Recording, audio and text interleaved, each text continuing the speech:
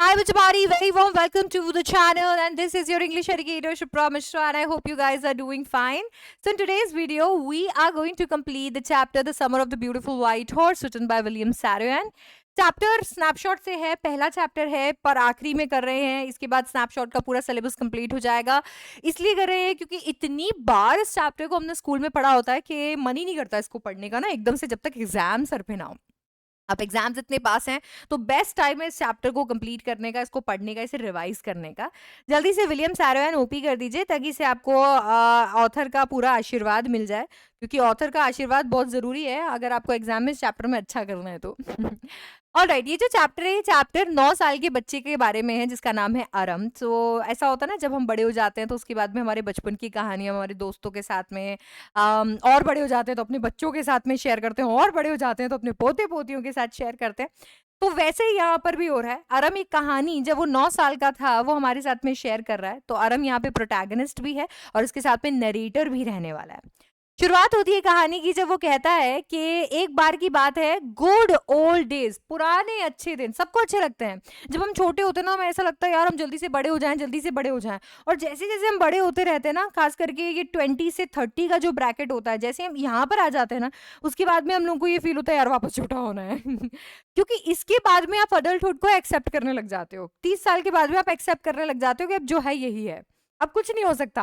But जब आप 20 से 30 के बीच में होते हो ना, यू आर लाइक मेरे को वापस जाने का है, आगे बहुत सर्कस है। तो वही वाली फीलिंग हमें यहाँ पर देखने को मिलती है जब वो कहता है पुराने अच्छे दिन, पुराने अच्छे दिन जब मैं 9 साल का हुआ करता था, and the world was full of every imaginable kind of magnificent. ये दुनिया जो है, आप जो भी इमेजिन कर सकते हो, जो भी आप इमेजिन कर सकते हो उससे भरी हुई थी।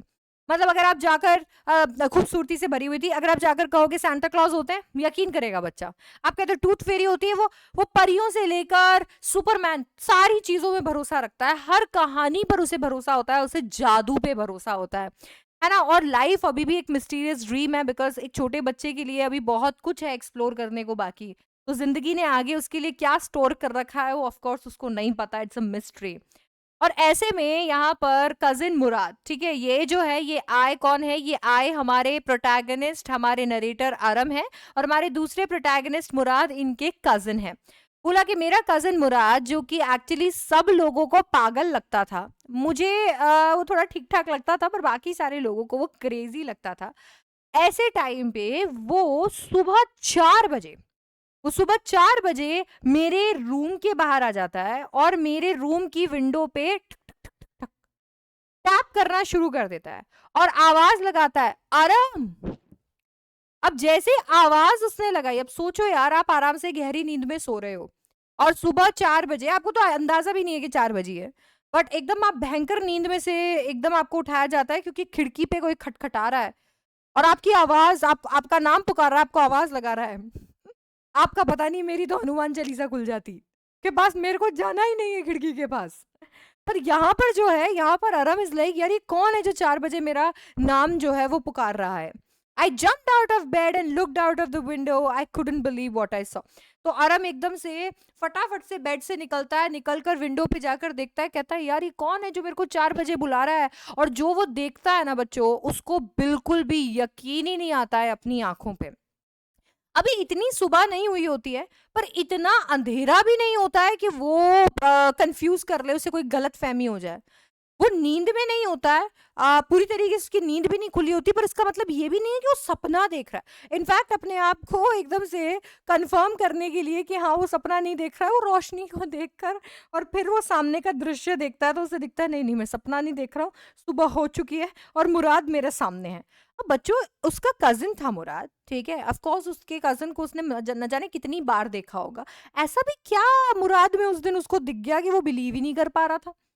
तो अभी अरम हमारे लिए ये मिस्ट्री सॉल्व करता है और कहता है मेरा कजिन मुराद जो है वो एक खूबसूरत सफेद घोड़े पर बैठा हुआ था। वो एकदम खूबसूरत सफेद घोड़े पर बैठा हुआ था और मुझे यकीन नहीं हुआ कि ये क्या देख लिया मैंने। मैंने फटाफट से विंडो से अपना सर बाहर निकाला और आंखें रब की। ऐसा होता है ना, कभी किसी चीज पे हमें यकीन नहीं होता तो हम आंखें रब करके देखते हैं कि सच है क्या। ठीक है। अब यहाँ पर जब वो आंखें रब कर रहा था तो मुराद को समझ में आ गया था कि उसे यकीन नहीं हो पा रहा है, इसीलिए मुराद यहाँ पर अपनी भाषा, इनकी भाषा है अर्मेनियन, तो अपनी भाषा अर्मेनियन के अंदर उसको आवाज देता है, उसको जवाब देता है, कहता है yes, yes it is a horse, you are not dreaming, make it quick if you want to ride. हाँ हाँ ये घोड़ा ही है, तू सपना नहीं देख रहा है, और अगर तेरे को इस घोड़े को राइड करना है ना तो जल्दी से आ जा, बाहर आ जा जल्दी से। अब इतने में जैसे उसने ये बात कही तो अरम एकदम शॉक में आ गया। मतलब यहाँ पे शॉक और सरप्राइज और वंडर सबका मिक्सचर था। ठीक है, ये सब कुछ एकदम मिक्स हो चुका था, because he couldn't believe his eyes, वो बिलीव ही नहीं कर पा रहा था कि उसके साथ में क्या हुआ। वो कहते हैं मेरे को पता है मेरा कजिन मुराद जो है वो बहुत ही जिंदा दिल इंसान है, मुझे पता है कि इस दुनिया के अंदर जो भी लोग मिस्टेक से आ चुके हैं उनमें से एक मुराद है, और वो फिर भी जिंदा दिल है, पर ऐसा भी नहीं था कि वो ये कर लेगा। मुझे तो ये भी नहीं पता था कि वो घोड़े के साथ आ जाएगा, ये क्या हो रहा था। अभी आपको ऐसा लग रहा है कि यार मैम यहाँ पर इतनी क्या बड़ी बात है, मुराद यहाँ पर घोड़े पर बैठकर आ गया है तो उस पर इस तरीके से क्यों अरम रिएक्ट कर रहा है। ऐसा इसके लिए है क्योंकि अरम बताता है, in the first place my earliest memories had been memories of horses and my first longings had been longings to ride. बोला मेरी सबसे पहली मेमोरी जो है वो घोड़े की है, और अगर इस जीवन में मैंने कभी भी किसी चीज को चाहा है तो हॉर्सेस को चाहा है। हॉर्सेस को राइड करने के सिवा मेरे को कोई चीज नहीं करनी जीवन के अंदर, मैं कोई चीज की लॉन्गिंग नहीं रखता, मैं कोई चीज की डिजायर नहीं रखता। This was the wonderful part. और ये जो पूरी कहानी मैं आपको बता रहा हूं इसका सबसे अच्छा पार्ट ये है, क्योंकि जब मैंने घोड़े को देखा तो मेरे सामने वो इमेज क्रिएट हो गई कि आय हाय मेरा लाइफ में जो मेरी पहली मेमोरी है वो घोड़े की, और मैं जिंदगी में अगर कुछ करना चाहता था तो घोड़ा राइड करना चाहता था, और मेरे सामने एक घोड़ा, एक वाइट ब्यूटीफुल वाइट हॉर्स खड़ा हुआ है, ये इस पूरे मेमोरी का बेस्ट पार्ट था। तो फिर मैम प्रॉब्लम वाला पार्ट कौन सा है, लेट्स कम टू दैट, देखते हैं फिर आखिर प्रॉब्लम क्या आ गई है। इन द सेकेंड प्लेस, तो इधर जो खूबसूरती वाला पार्ट है वो मैं आपको बता चुका हूं, अब मैं आपको बताता हूं कि जो प्रॉब्लम वाला पार्ट है वो क्या है। प्रॉब्लम ये है, वी वर पुअर, हम गरीब थे, बहुत गरीब। अरे हम तो इतने गरीब थे कि हमारे पास 1 रुपया नहीं था, हमारी तो पूरी की पूरी ट्राइब गरीबी से भरी हुई थी। गैरोगेलिनियन फैमिली का एक एक मेंबर अमेजिंग और कॉमिकल पावर्टी में जी रहा था। हमें तो ये तक पता नहीं था कि हमारे पेट के अंदर खाना कहां से जाता है। अब इतनी बुरी स्थिति में रहने के बाद अगर मैं मेरे सामने खूबसूरत सा वाइट घोड़ा देखूंगा तो कैसे बिलीव होगा, और उसके ऊपर मुराद बैठा है, कैसे यकीन करूं कि ये घोड़ा इसका है, कैसे। उसने बोला कि देखो मैं आपको थोड़ा सा मेरे फैमिली, मेरे ट्राइब के बारे में बताता हूँ।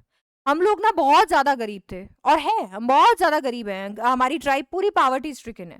बट हमारी ट्राइब के बारे में एक बहुत अच्छी बात यह है कि हमें जाना जाता है हमारी ऑनेस्टी के लिए, हमें हमारी ऑनेस्टी, हमारी ईमानदारी, हमारे ट्रस्ट के लिए जाना जाता है 11 सेंचुरी से, 1100 साल से हमें हमारी ऑनेस्टी के लिए जाना जाता है।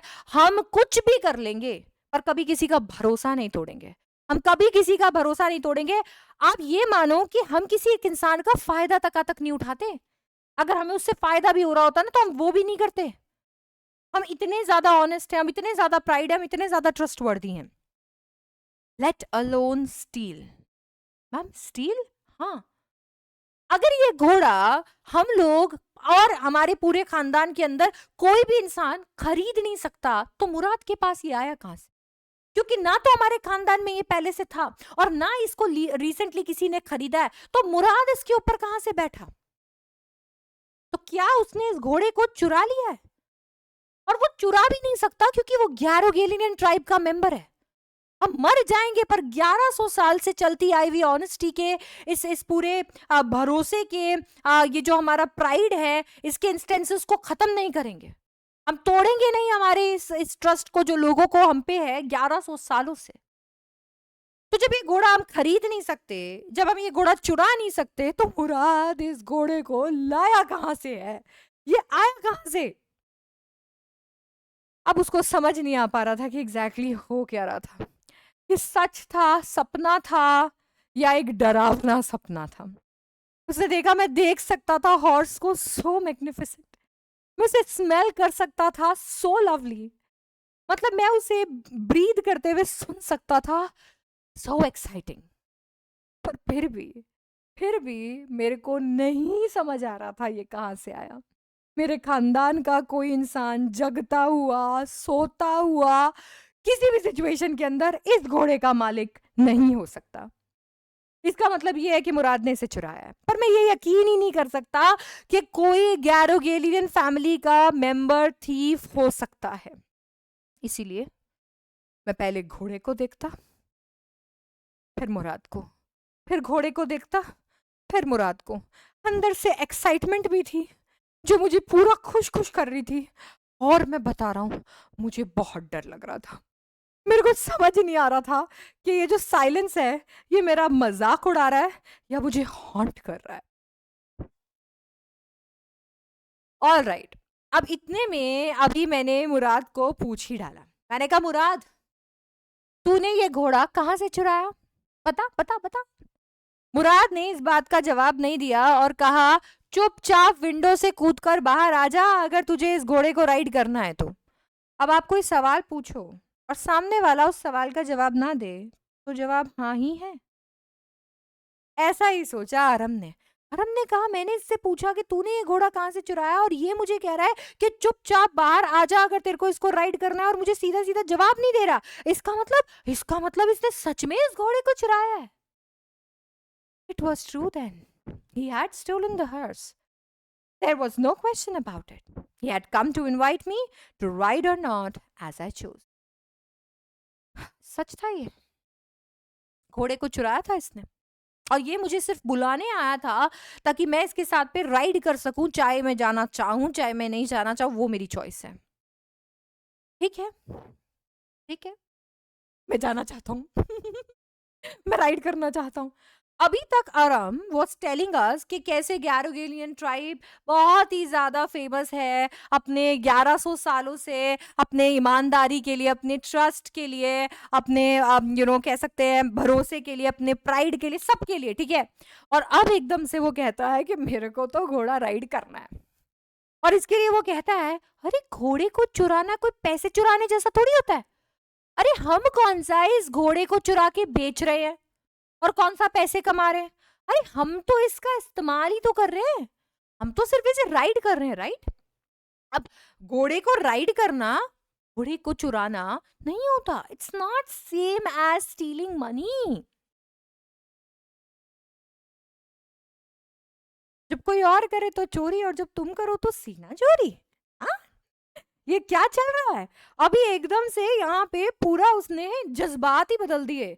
ही वॉज लाइक, नहीं नहीं, ये तो घोड़े को चुराना चुराना हुआ ही नहीं, ये तो हम राइड कर रहे हैं सिर्फ इसको। मतलब वो क्या है ना, मेरे घर के पास में एक वॉल्वो खड़ी रहती है और मुझे वॉल्वो बहुत पसंद है, तो मैं उसको चुरा नहीं रही, मैं तो बस उसको ना चुपके से बिना बताए राइड करने ले जा रही हूँ।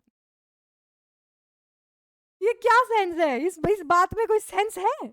पर क्या होता है ना, 9 साल की उम्र में आप ज्यादा लॉजिक सामने वाले से ना एक्सपेक्ट नहीं कर सकते हो। ठीक है भाई, अभी उसने बोला, it wouldn't become stealing until we offered to sell the horse, which of course I knew we would never do.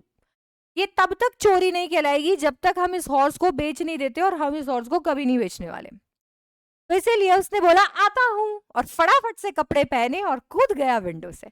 Window से कूद के फटाफट से वो बैठ गया मुराद के पीछे और चला गया वहां।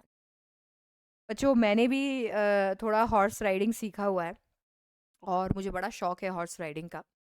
बट मैं आपको बता रही हूँ, ये जितना आसानी से आराम दिखा रहा है ना यहाँ पे इतना आसान है नहीं क्योंकि मैंने अपने अंकल को पूरी बुरी तरीके से ट्विस्ट कर लिया था क्वाइट रिसेंटली, और उसके बाद में मेरे को डर बैठ गया है अभी अंदर। तो लेट्स होप मैं जल्दी से इस को रिज्यूम कर पाऊँ। बट यस, जैसे ये पढ़ा रही हूँ ना तो मेरे को मेरी वो डरावनी चीज़ें याद आ रही है।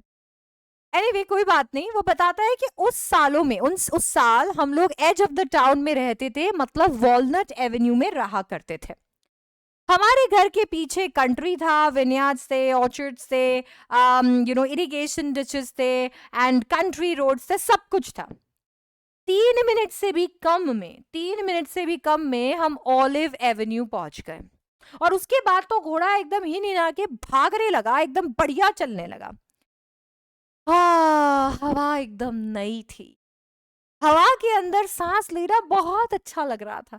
ऐसा ही होता है जब आपको नई बाइक दिलाई जाए, नई एक्टिवा दिलाई जाए, नई साइकिल दिलाई जाए, नई कार दिलाई जाए, कुछ भी नया नया व्हीकल होता है ना जिसके पीछे आप बहुत दिनों से पड़े हो, तो उसमें बैठकर हवाएं नई लगने लगती है, हवाएं प्यारी लगने लगती है, सांसें आने लग जाती हैं अच्छे से। एनीवे, बोला यार मुझे तो लग रहा था ये घोड़ा कितना अच्छा भाग रहा है। मेरा कजिन जो मतलब मेरी पूरी फैमिली में सबसे ज्यादा क्रेजी था, वो गाना गाना शुरू कर देता है। वो गाना नहीं गाता है, बिलीव मी, दहाड़ने लगता है। वो दहाड़ने लगता है। मतलब होता है यार, मतलब हर एक फैमिली में कोई ना कोई पागल होता है, और वो पागलपन के दौरे जो होते हैं ना, वो एकदम ऐसे पूरे जनरेशनल लाइन की तरह नीचे आते रहते हैं। तो मेरे को लग रहा था कि हमारे फैमिली के अंदर भी ना वो दौरा है। मेरे अंकल खुसरो पागल है, क्रेजी है, और उनका ही नेचुरल डिसेंडेंट मुझे लगता है मुराद है। सच बता रहा हूँ, मेरी फैमिली में पहले वो थे और उसके बाद में अब मुराद है। बोला अगर आप नहीं जानते हो ना अंकल खुसरो को, मैं बताता हूँ। अंकल खुसरो हट्टे कट्टे, एकदम घने काले बाल वाले, बड़ी बड़ी मूछे वाले, बहुत ही खड़ूस अंकल है। इतने गुस्सैल, इतने इरिटेबल, इतने इम्पेशेंट कि कोई भी इंसान उनके सामने आकर बात करे और अगर उन्हें सुननी नहीं हो ना, चिल्ला के चुप करा देते हैं। एकदम चिल्ला के चुप करा देते हैं। कहते इट्स नो हार्म, पे नो अटेंशन टू इट, जोर से चिल्लाती है और चुप करा देते हैं। अब ये है अंकल खुसरो। अरे अभी कोई फर्क नहीं पड़ता। आप सोच रहे होंगे अरे नहीं ma'am, you must be joking. अरे नहीं, कोई फर्क नहीं पड़ता कि मुद्दा क्या है। वो जब भी किसी भी इंसान को चुप कराना चाहते हैं, जोर से चिल्लाते हैं और उसकी बोलती बंद करा देते हैं। अरे एक बार तो इनका खुद का बेटा आ गया था। ये एक बार्बर शॉप में बैठे हुए थे और वहां पर बैठकर अपनी मूछें ट्रिम करवा रहे थे। अब इतने में इनका बेटा भागते भागते आता है। इनका बेटा है अरक। अरक भागते भागते आता है और कहता है, पापा पापा, अपने घर के अंदर आग लगी है। अरे नो हार्म, पे नो अटेंशन टू इट। अरे कुछ नहीं होता, कुछ नहीं होता, बाहर में जाने दे। वो बार्बर ने बोला, भाई तेरे खुद के घर में आग लगी है। कहते चुप कर जा, इट्स नो हार्म, पे नो अटेंशन टू इट। अभी यहाँ पे ये जैसे ही हो जाता है तो हम लोगों को ये यकीन हो जाता है कि अंकल खुसरो सच में किसी पर भी चिल्ला सकते हैं और किसी को भी चुप कर सकते हैं। मेरा कजिन मुराद इन्हीं का नेचुरल डिसेंडेंट था, क्योंकि उसके बायोलॉजिकल फादर जुराब तो काफी प्रैक्टिकल, काफी सिंपल इंसान थे। ये जितनी खुराफातें उसके दिमाग में आती थी ना, वो इन पे ही गया था। अपने चाचा पे। एनीवे, तो बोला ऐसा ही था हमारे ट्राइब के अंदर। कोई एक इंसान किसी की बॉडी, किसी के ब्लड, किसी के फ्लैश का फादर हो सकता है, पर किसी के सोल का नहीं। हो सकता है कि कोई किसी पे गया हो, कोई किसी पे गया हो। ऐसी ही थी हमारी ट्राइब। एनीवे, अभी हम लोग राइड करते रहे और मुराद गाना गाता रहा। हम लोग आराम से उस एरिया में आ चुके थे जिस एरिया में अकॉर्डिंग टू हमारे कुछ नेबर्स हम बिलोंग करते थे। घोड़ा भागे जा रहा था जब तक वो भागना चाहता था। फाइनली मेरे कजिन ने कहा नीचे उतरो, क्योंकि अब मुझे अकेले राइड करना है। तो मैंने भी कहा मुझे भी अकेले राइड करना है। तो उसने कहा हाँ कर लेना, अगर घोड़ा करने दे तो। घोड़ा क्यों नहीं करने देगा, मैं कर लूंगा, मेरे को भी करने देगा घोड़ा। बोला ठीक है, तुम उतरो तो सही। तो मैं उतरा। तो मुराद उसके ऊपर बैठा और फटाफट से उसको किक किया और बोला, वजीर रन। और इतने में घोड़ा भागने लगा। अरे वो एकदम से भागा और वो इतना खूबसूरत लग रहा था, इतना खूबसूरत लग रहा था, क्योंकि जिस तरीके से वो भाग रहा था ना, मैंने इससे लवली चीज दुनिया में नहीं देखी थी। ड्राई ग्रासेस से लेकर जब वो इरिगेशन डिच में जाकर और 5 मिनट में वापस आया पूरी तरीके से भीगा हुआ, वो सबसे ज्यादा खूबसूरत लग रहा था। सूरज अब उगने लगा था और अब मेरा टाइम था राइड करने का। मैं फटाफट से बैठा और बैठकर जो जिस चीज का मुझे डर था वही हुआ। मैं बैठ तो गया, पर मुझे ये पता नहीं था कि ये घोड़ा चलता कैसे है। जी हाँ, घोड़े के अंदर ना तो कोई एक्सेलरेटर होता है, ना ही कोई क्लच और ना ही कोई ब्रेक। अब ऐसे में इस घोड़े को चलाया कैसे जाए वो बैठकर देख रहा था। मुराद ने कहा क्या सोच रहे हो, लात मारो इसके, तब चलेगा ये। और हमने लेकर जोर से लात मारी और घोड़े को गुस्सा आ गया। वो चलने नहीं, दौड़ने लग गया। और ऐसा दौड़ा कि अरम के कंट्रोल में भी नहीं आया। अरम को लगा ये वही ड्राई ग्रास से होता हुआ, इरिगेशन डिच से होता हुआ वापस आ जाएगा, पर ऐसा कुछ नहीं हुआ। इनफैक्ट वो तो डिक्रन हालाबियन के विनयार्ड में लेके चला गया था उसे, और वहां पे 7 वाइन्स को इस तरीके से छलांग मार मार के क्रॉस करके 7वें वाइन के बाद में उसने फटाफट से आरम को नीचे फेंका और भाग गया। आरम कहता है ये मेरे साथ क्या हुआ और क्यों हुआ ये मेरे साथ। अब इसके बाद में अभी यहाँ पे अरम नीचे गिरा हुआ है, मुराद पीछे भागता हुआ आ रहा है, और उसने अरम से ये नहीं पूछा कि तू ठीक है ना भाई, तुझे लगी तो नहीं है, सब ठीक तो है। वो पता है क्या कह रहा है, घोड़ा कहाँ गया, उसको तो कुछ नहीं हुआ, कहाँ गया वो। बोला वो भाग गया। ठीक है, तू इधर ढूंढ, मैं इधर ढूंढता हूँ, और अगर वो तुझे मिल जाए थोड़ा काइंड रहना, मैं आसपास ही रहूंगा, हम उसे पकड़ लेंगे। ठीक है, वो दोनों निकल गए उसे ढूंढने के लिए, एंड फाइनली लगभग 30 मिनट बाद वो घोड़ा उन्हें मिल भी गया। उसने कहा चल फटाफट से इस पर बैठ जा, क्योंकि अब पूरा का पूरा दुनिया जाग चुका है, अब हम लोगों को कुछ ना कुछ करना पड़ेगा। अरम डर गया था, क्योंकि पूरी दुनिया जाग चुकी थी, तो अब इस घोड़े का क्या होना था। अब इस घोड़े को हम कहाँ लेकर जाएंगे, कहाँ छुपाएंगे, कैसे रखेंगे, कुछ पता नहीं था। पर मुराद काफी रिलैक्स दिख रहा था। ऐसा लग रहा था जैसे मुराद के लिए ये नया नहीं है और उसे एक्चुअली सब कुछ पता है। और इसीलिए इसीलिए मेरे मन में जो सवाल बार बार उठ रहा था वो मैंने उससे पूछ ही लिया, पर इस बार कुछ अलग तरीके से। How long ago did you steel this horse? एक बात बताना मुराद, कितने दिनों पहले तूने इस घोड़े को चुराया है? हाँ, अब जैसे ही यहाँ पे मैंने ये सवाल पूछा, क्योंकि मेरा मन कर गया था, मुझे समझ में आ गया था कि ये पहली बार नहीं है कि मुराद ये सब कुछ कर रहा है, is been doing this for a long time. तो इतने में उसने कहा कि अरे तेरे को किसने बोला कि मैंने इसे चोरी किया है।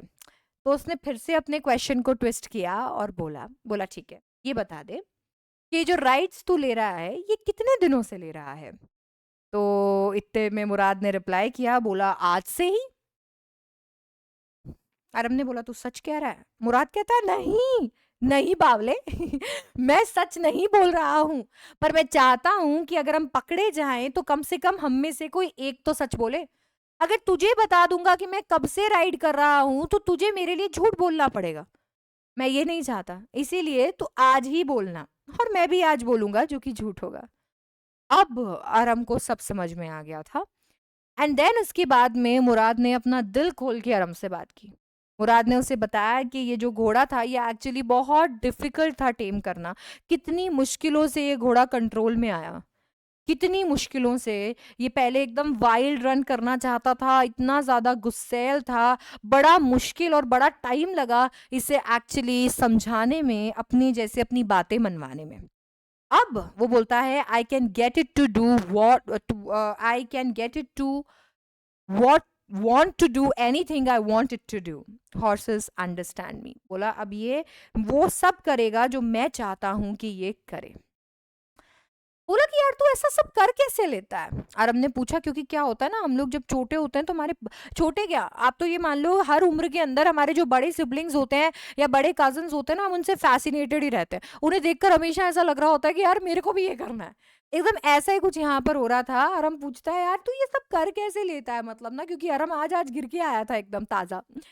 तो मुराद कहता है अरे मेरी एक अंडरस्टैंडिंग है यार हॉर्सेस के साथ में, तू नहीं समझेगा, तू अभी छोटा है, तू भी 13 साल का हो जाएगा ना तो तुझे भी समझ में आ जाएगा।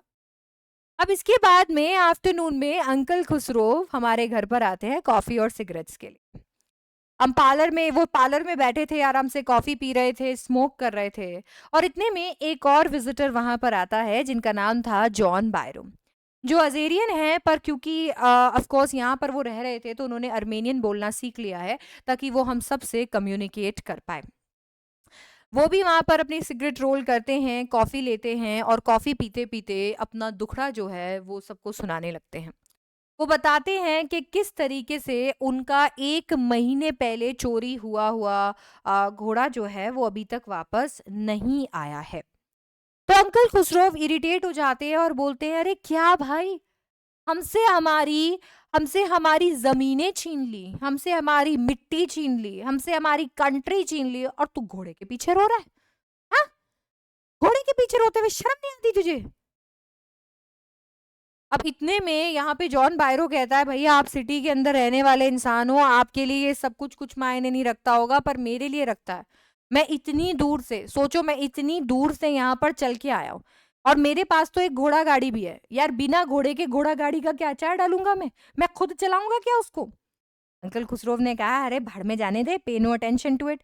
अरे मैं 10 माइल्स चल के आया हूँ यहाँ पे, मेरा पाँव दुखता है। अंकल ने नहीं तो 10 माइल चल के आया हूँ यहाँ पे। तो अंकल ने कहा, तो क्या हो गया, भगवान ने पाँव दिए ना तुझे? बोला, मेरा लेफ्ट पाँव बहुत दर्द करता है। बोला, अरे कोई बात नहीं, भाड़ में जाने दे। बोला, अरे ये जो घोड़ा है, ये घोड़ा मेरे को $60 का पड़ा है। अंकल खुसरोव ने बोला, अरे थूकता हूं मैं ऐसे पैसे पे? अब तो बस हो गया था।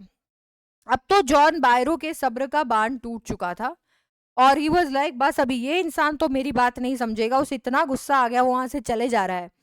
ठीक है, और एकदम से आरम की मम्मी जो है वो आकर उन्हें समझा रही, कहते देखो ये दिल के बुरे नहीं है, ये तो क्या है ना, थोड़ा आप देखो ना, थोड़े शरीर से ऐसे है, थोड़ा गुस्से में रहते हैं, और दिल के काफी अच्छे हैं, बिल्कुल भी बुरे नहीं है। तो इस तरीके से उन्हें समझाती है, और समझाते ही वो वहां से चले जाते हैं। आरम को अब क्लियर हो जाता है कि ये घोड़ा जॉन बायरो को बिलोंग करता है, और अब वो भागा भागा मुराद के पास आता है, जो कि एक रॉबिन को, जो कि जख्मी होती है, उसका इलाज कर रहा होता है। जब आरम वहां पर पहुंचता है तो एकदम से वो आकर बताता है कि जॉन बायरो मेरे घर पर आए थे, और उन्हीं का ये घोड़ा है जो कि तुम्हारे पास है। तुम ये राइड्स 1 महीने से ले रहे हो, मुझे पता चल गया है। उन्हें उनका घोड़ा वापस चाहिए। तो बोला, अच्छा, उन्हें उनका घोड़ा वापस चाहिए, तो चलो कर देते हैं वापस। बोला, नहीं, मैं चाहता हूं कि तुम घोड़ा तब तक वापस ना करो जब तक कि मैं घोड़ा चलाना ना सीख जाऊं। तो इतने में मुराद ने बोला, भाई तेरे को सीखने में तो 1 साल लग जाएगा। 1 साल तक इस घोड़े को अपने पास रख के क्या पूरे गैरोगेनियन ट्राइब की बदनामी करानी है तुझे? बोला, नहीं। तो बोला, फिर क्या करें, हम कितने टाइम तक रखें इसे? आरम ने पूछा। मुराद ने कहा, 6 महीने ठीक रहेगा। 6 महीने तक इसे अपने पास रखते हैं और फिर लौटा देंगे। अब तुम खुद सोचो, 6 महीने तक घोड़े को अपने पास रखना चोरी नहीं है, और 1 साल तक घोड़े को अपने पास रखना चोरी है। हाँ, ये कैसा हिसाब लग रहा है यहाँ पे? बट एनीवे, यहाँ पर उन्होंने बोला कि ये हमारे पास में 6 महीने तक रहेगा। इसके बाद में वो हर सुबह 2 हफ्तों तक सुबह जाते, उस घोड़े को राइड करते। हर बार मुराद एकदम शानदार उसे राइड करता, और इधर हर बार आरम को वो घोड़ा गिरा देता। हर बार ऐसा ही होता। अब एक दिन की बात है, जब वो लोग वापस से उस डेजर्टेड विनयार्ड में जा रहे थे जहां पर वो घोड़े को रखा करते थे, तो उन्हें रास्ते में जॉन बायरो मिल जाते हैं। जॉन बायरो जब उन्हें देखते हैं तो एकदम से आरम को डर लग जाता है, और उसको थोड़ा सा अंदर से रिलीफ में फील करवाता है, थोड़ा रिलीव्ड फील कराता है। मुराद कहता है, तू तू तू चिंता मत कर, मेरे को आता है फार्मर से बात करना, मैं बात करता हूँ इससे।